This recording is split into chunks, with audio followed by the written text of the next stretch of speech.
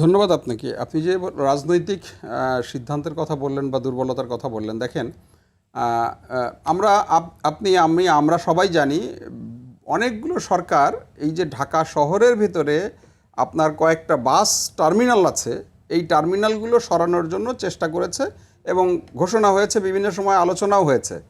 কিন্তু এবং বর্তমান সরকারও কিন্তু শুরুতেই এই বিষয়ে একটা আলোচনা করেছে। কিন্তু এই যে আলোচনার পরে আর কোনো কিন্তু উদ্যোগ নাই।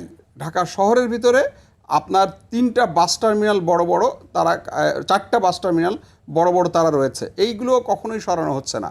দ্বিতীয়ত দেখেন এখানে আরেকটা যে দুর্নীতির একটা ব্যাপার দেখেন, এই অনেকগুলো বিষয় আলোচনা হলো এবং আমরা একটা সময় বিআরটিসি আপনার জার্মানির ভলভো, অত্যন্ত উন্নত মানের ভলভো গাড়ি আমদানি করেছিল, যেগুলো ধরা হয়েছিল যে মিনিমাম 20 বছর চলবে, সুইডিশ। সেই গাড়িগুলো কিন্তু 2 বছর থেকে 3 বছরের মধ্যে ঢাকা শহরে স্কার্পে পরিণত হলো। কারণ কি?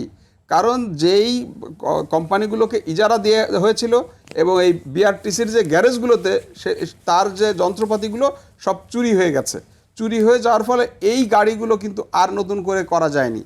ফলে এই যে আমাদের যে দুর্বলতাগুলো আছে, আমাদের যে রাজনৈতিক সদিচ্ছার ব্যাপার আছে, এবং আমাদের সরকার যখন কাজ করে দেশের স্বার্থ থেকে যত বেশি থেকে গুরুত্বটা পায় হলো এটাকে প্রকল্প তৈরি করা এবং প্রকল্প থেকে এক ধরনের দুর্নীতি করা। এবং আপনি জানেন এই যে বলা হচ্ছে যে 1000 বাস, এটার আপনি জানেন যে আমাদের জলবায়ু তহবিলে অনেক অব্যবহৃত টাকা রয়েছে, অর্থ রয়েছে, এবং যেটা আমরা ব্যবহার করতে পারি না। হয়তো চিন্তা হয়েছে ঠিক আছে এইখান থেকে আমরা কিছু বাস কিনে আনি, তো বাস কিনে আনাটাকে আমি মানে পজিটিভলি দেখি। কিন্তু প্রশ্নটা হলো যে আলোচনাগুলো আমাদের মানে আলোচকরা ইতিমধ্যেই করেছেন, আমি সেটা রিপিট করতে চাই না।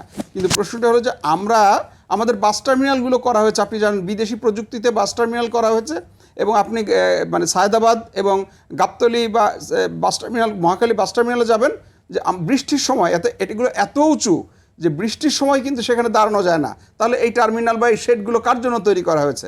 অর্থাৎ আপনি ওই দেশের প্রযুক্তি, এবং আপনি খুব রাইটলি এই আগে বললেন যে আমাদের যে গাড়িগুলো, আমাদের যেহেতু রাস্তাটা ডুবে যায় বর্ষাকালে, তো সেইখানে এই গাড়িগুলো যদি পানিতে ডুবে যায় তাহলে তো সেটা আরেকটা যানজট, এবং আপনি জানেন যে বৃষ্টির সময় কিন্তু যানজটটা বাড়ে আমাদের দেশে, সেটার কারণ এটা। তাহলে আমাদের এই গাড়িটা কাস্টমাইজ করা উচিত যে আমাদের বৃষ্টির কথা মাথায় রেখে, রাস্তা ডুবে যায় এরকম কথা মাথায় রেখেই, যে এইটার মোটর বা এটার যে ব্যাটারি সেটা যেন একটু উপরে রাখা হয় আমাদের উপযোগী করে।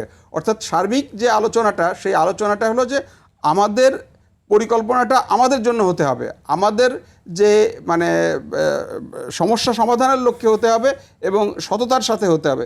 তাহলে কিন্তু এই সমস্যাটার খুব সহজেই সমাধান করা সম্ভব।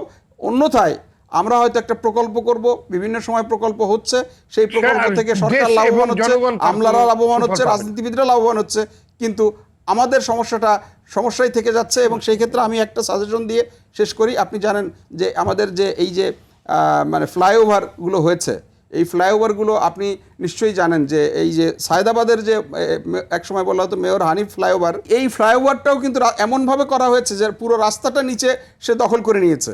সেই জন্য আমি মনে করি আমাদের ঢাকা শহরে এখন সাবওয়েটা, এই ফ্লাইওভার, মনোরেল, এগুলোর থেকে আমার মনে হয় সাবওয়েটা গুরুত্বপূর্ণ, এবং সাবওয়ে দিয়ে হয়তো আমরা এই কিছু কাজ করতে পারি, যেটা আমাদের মনে হয় এই যানজট বা এই মানে পরিস্থিতি থেকে কিছুটা উত্তরণ করতে পারে। এটা আমার ব্যক্তিগতভাবে মনে হয় আর কি।